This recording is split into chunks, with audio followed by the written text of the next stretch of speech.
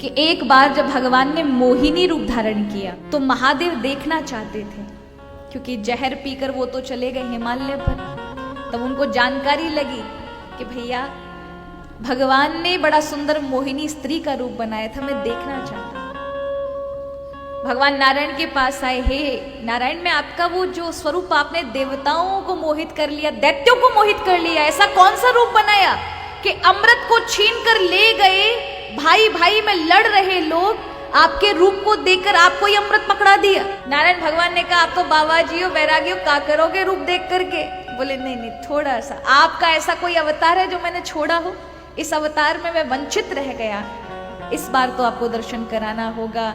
भगवान नारायण कहने लगे, बाबा आपको कोई दर्शन करने की आवश्यकता नहीं है, आप तो तपस्या करिए। बोले नहीं नहीं, मैं तो दर्शन करूंगा। और इतना कहते ही भगवान नारायण ने अचानक अपनी माया रची और वहीं पर एक सुंदर सी प्यारी सी कन्या महाराज मोहिनी के रूप में दिखाई पड़ी। महादेव ने जो ही स्वरूप देखा, हमारा बावले की तरह भागने लगे बाकू देखने के लिए। अब जैसे ही भागे और महादेव ने जैसे ही मोहिनी रूप बने भगवान को पकड़ा ही था कि नारायण भगवान चतुर्भुज रूप में खड़े हो गए। उनके उस स्वरूप को दोनों के मिलने से दोनों के शरीर से तेज का प्राकट हुआ, जिसको सप्तऋषियों ने रख लिया कि ये साधारण तेज नहीं है। ऐसा माना जाता है दक्षिण भारत में कि उसी तेज से अयप्पा का जन्म हुआ है। आप दक्षिण भारत जाएंगे तो ये शिव के पुत्र हैं। केरल में शायद इनका मंदिर है, केरल के अंदर अयप्पा भगवान। तो ये भगवान नारायण और शिव के तेज से इनका जन्म हुआ, ऐसा दक्षिण भारत के लोग मानते हैं। लेकिन शास्त्र कहते हैं, शिव महापुराण कहती है, क्योंकि आपको हनुमान जी की कथा कहीं नहीं मिलेगी, सिर्फ 2 जगह मिलेगी। एक शिव महापुराण में मिलेगी और एक मिलेगी वाल्मीकि रामायण के उत्तरकांड में। जब भगवान श्री राम ही अगस्त से पूछेंगे कि मैं तो दक्षिण भारत से नहीं हूं, लेकिन आप तो दक्षिण भारत महाराष्ट्र नासिक से, मैं आपकी कुटिया थी और एक कावेरी की तट पे थी, आप दक्षिण भारत को अच्छे से जानते और हनुमान का जन्म वहां हुआ है। आप बताइए, जब जब मैं हनुमान को देखता हूँ तब तब मुझे लगता है कि ये मेरी सेवा में लगा, लेकिन ये तो बहुत पराक्रमी है, इसके अंदर वो सक्षमता है, ऐसा कोई गुण नहीं जो हनुमान के अंदर ना हो। मुझे इसके बारे में जानना है कि हनुमान के अंदर ऐसा स्वभाव बचपन में ही सही था या इसको युवावस्था में ये सब प्राप्त हुआ। तब अगस्त ऋषि राम जी को सुनाते हैं हनुमान जी की कथा, या फिर शिव महापुराण में मिलती है कि उसको पत्ते में रख लिया, उस तेज को जो नारायण और शिव का तेज मिला था, सप्तऋषियों ने रख लिया, उसको छुपा कर काम आएगा, ये साधारण तेज नहीं है। और उसी समय गौतम ऋषि की कन्या अंजना का विवाह, ये अंजना थी, ये पुंजक स्थिला नाम की अप्सरा थी। इनको एक ऋषि का श्राप लगा, बहुत सुंदर थी ये, तो उनको वो कुबड़े चल रहे थे तो उनको देखकर ये हंस जाती, तो कहा कि तू मुझ पर हंसती, जा बानरी हो जा। तो इनको बानरी रूप में आना पड़ा, चरणों में पड़ गई, महाराज मैं तो स्वभाव से ऐसी थी, इसलिए मैंने ऐसा दुराग्रह कर दिया, मुझे क्षमा करिए। तो कहा तुम अपनी मन की इच्छा से स्त्री का रूप भी धारण कर सकती, तो वो जब चाहे जब बानरी रूप में हो जाए, जब चाहे जब स्त्री रूप में हो जाए। तो उनका महाराज विवाह हुआ केशरी राजा से, जो बड़े पराक्रमी थे, बानर राज थे, और केशरी से उनका विवाह हुआ। यहाँ ऐसा वर्णन आता है कि दोनों ने, माता पिताओं ने ये कामना की कि हमें ऐसा साधारण ऐसा वैसा पुत्र नहीं चाहिए, ऐसा पुत्र चाहिए जो सृष्टि में आज तक पैदा ही ना हो, ऐसा पुत्र चाहिए।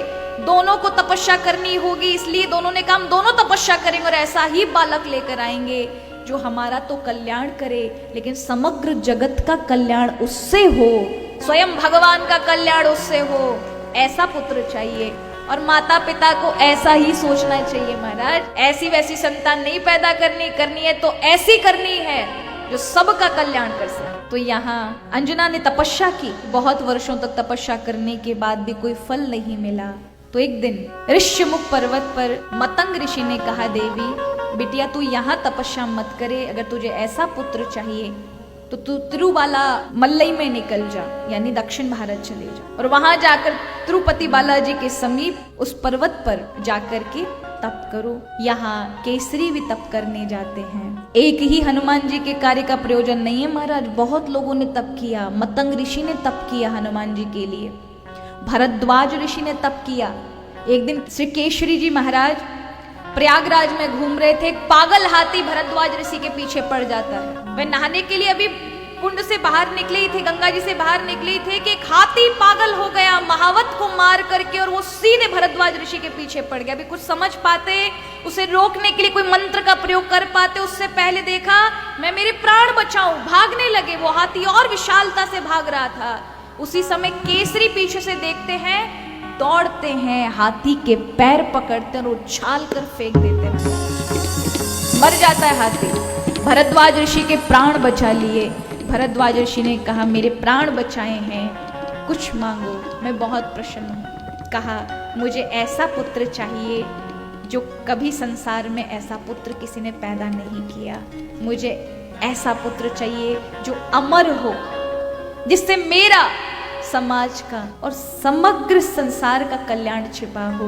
उसकी शक्ति साधारण ना हो, कोई देवता उसके समतुल्य ना हो। भरद्वाज ने कहा ये सारे गुण अगर चाहते हो तो ये बिना तपस्या के, बिना प्रयास के नहीं मिलेगा, मैं करूंगा। तो उन्होंने रुद्र भगवान की तपस्या की। भरद्वाज ने की, केसरी ने की, अंजना कर रही है, मतंग ऋषि कर रहे हैं।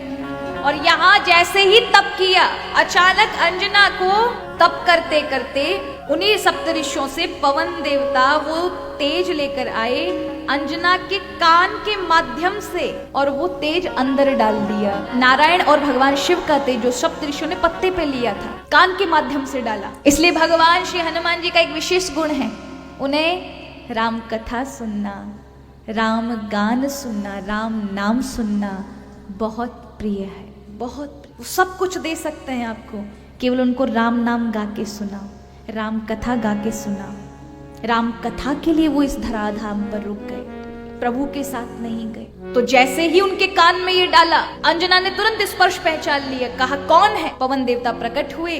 कहा देवी मैं हूं, तुम्हें ऐसा पुत्र चाहिए, इसलिए रुद्र और नारायण का तेज तुम में डाल रहा हूं। इसलिए हनुमान जी की जो सेवा करता है वो शिव और नारायण दोनों की सेवा करता है, दोनों के तेज से है, इसलिए परम पराक्रमी है श्री हनुमान जी महाराज। जैसे ही गर्भ में आए, यहाँ कुछ वर्षों बाद मैया ने जन्म दिया अंजना ने।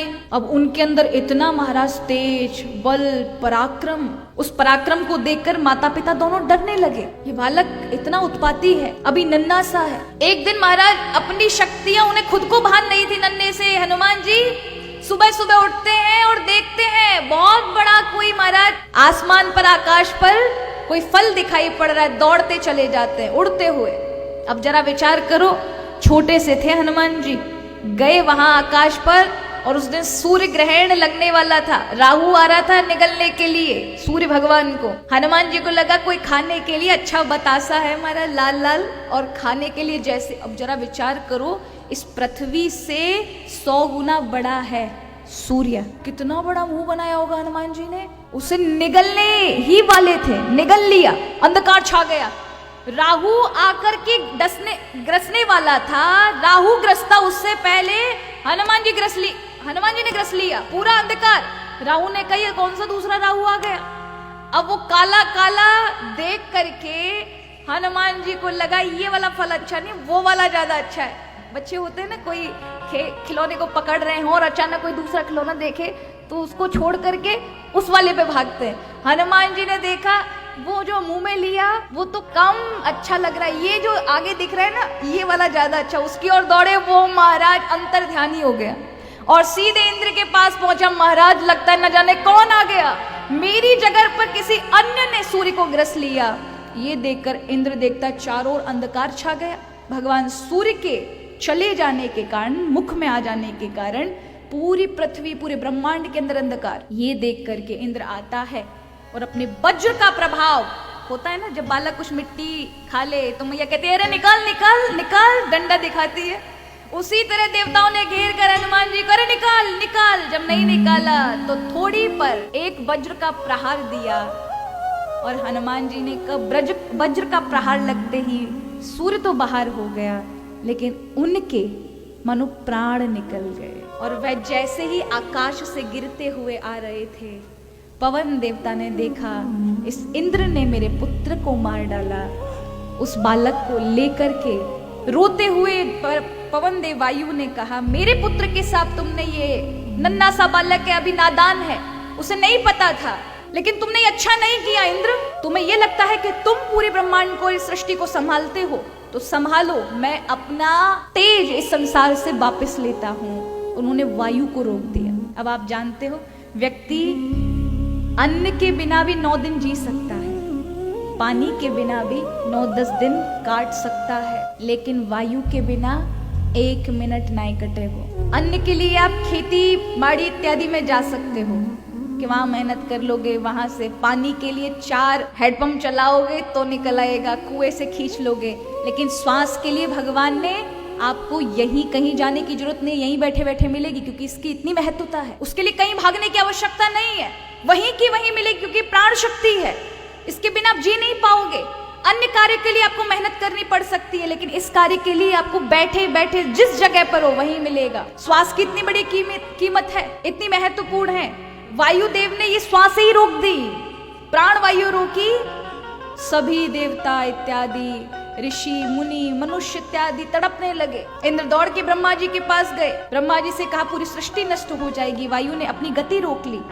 तब ब्रह्मा जी आते हैं, मृत्यु लोक में आकर के देखते हैं गुफा के अंदर पवन देव अपने बालक को लेकर के बैठे हैं, रो रहे हैं। लेकिन ब्रह्मा जी को आके देखा, तुरंत उठ खड़े हुए। ब्रह्मा जी ने देखा, उस बालक पर अपना हाथ फिराया, कमंडल से जल छिड़का, हनुमान जी जीवित हो उठे। ब्रह्मा जी ने वरदान दिया, मेरे जितने भी अस्त्र हैं जिनसे कोई नहीं बच सकता, वो ब्रह्मास्त्र से भी ये मुक्त होगा। मेरा कोई भी अस्त्र इस पर काम नहीं करेगा, अब तो मेरी शक्ति इसके साथ रहेगी। इंद्र ने ये वरदान दिया कि मेरे लोक में आ जा सकते हैं, मेरा वज्र इत्यादि कोई इन पर असर नहीं करेगा। अग्निदेव ने ये सब दिया, वरुण ने दिया, जल ने दिया कि व्यक्ति जल में जाता है तुरंत उसके प्राण निकल जाएंगे, चाहे वो कितनी भी गहराई में जाए। आपको क्या लगता है, आप जाएंगे आप मर जाएंगे, वहां हवा नहीं मिलेगी आपको, लेकिन हनुमान जी को ये वरदान है कि वो अगर जल में भी रहेंगे तो जीवित रहेंगे। जहां वायु नहीं रह जा सकती वहां भी हनुमान जी जीवित रहेंगे। ऐसा वरदान हनुमान जी को ये प्राप्त है। विश्वकर्मा ने ये कहा कि जितने देवताओं के मैंने अस्त्र शस्त्र बनाए हैं, मैं ये वरदान देता हूँ, इन किसी भी अस्त्र शस्त्र का प्रयोग तुम पर हुआ तो ये असर नहीं करेंगे। ऐसा कोई लोक नहीं जहाँ तुम नहीं जा सकते। ये सारे वरदान हनुमान जी को मिले महाराज, और बचपन में जैसे ही मिले तो आप जरा विचार करें कितनी शक्ति होगी उनकी। हनुमान जी को ये शक्ति मिली, बचपन से ही उद्दंड हो गए महाराज, उन्हें खुद को भानने की कितनी शक्ति है उनके पास। कभी इस ऋषिया की कुटिया उठा के नदी में डाल दी, कभी दाढ़ी खींचने लगे, कभी पेड़ पे लटक लटक करके महाराज उनके कमंडल वस्त्र इत्यादि ले गए फेंक दिए, कभी उनकी कुटिया उठा करके कहीं और रखाए। इतनी ताकत देख करके माता पिता को चिंता होने लगी, ये कहीं बालक अभी से बिगड़ गया, उद्दंड हो गया, तो जो असीमित बल इसको प्राप्त हुआ है, कहीं ये इसके लिए खतरा ना बन जाए, घातक ना बन जाए। कुछ तो करना पड़ेगा, नियंत्रण लगाना पड़ेगा, क्या करें। तब ऋषियों ने विचार किया, इस बालक को श्राप दे नहीं सकते, लेकिन ये बहुत उद्दंड है, इसका ये बल आगे भविष्य में काम आने वाला है, इसलिए इसके साथ क्या करे। तो ये श्राप दे दिया ऋषियों ने कि इनको जो भी शक्ति प्राप्त है, ये शक्तियां ये भूल जाएंगे, सारी शक्ति भूल जाएंगे इनको क्या क्या प्राप्त है। लेकिन जिस दिन कोई सज्जन व्यक्ति इनको इनके लक्ष्य के विषय में याद दिलाएगा, उसी दिन इन्हें ये सारी शक्ति स्मृति हो जाएगी। और जामवंत जी ने जब इनको जागृत किया, बताया कि राम काज लग तब अवतारा, सुनत भयउ परवतार, राम जी के लिए आपका अवतार हुआ है। तुरंत इन्हें जितनी भी शक्तियां प्राप्त थी वो सब की सब स्मृत हो आई, याद हो आई। उससे पहले इनको लगता था इनके पास कुछ भी नहीं है, इसलिए सुग्रीव के यहाँ मंत्री के पद पर आ गए, उसके सेवक बन गए, क्योंकि अपनी शक्ति का भान नहीं था। इसका मतलब जानते हो क्या है, हम सब के अंदर हनुमान है, हम सब के अंदर इतनी असीमित शक्तियां हैं, उन्हें जगाने के लिए कोई लक्ष्य चाहिए ना, वो लक्ष्य के विषय में कोई बताएगा, आपके अंदर इतनी शक्ति है, ये जागृत हो जाएगी।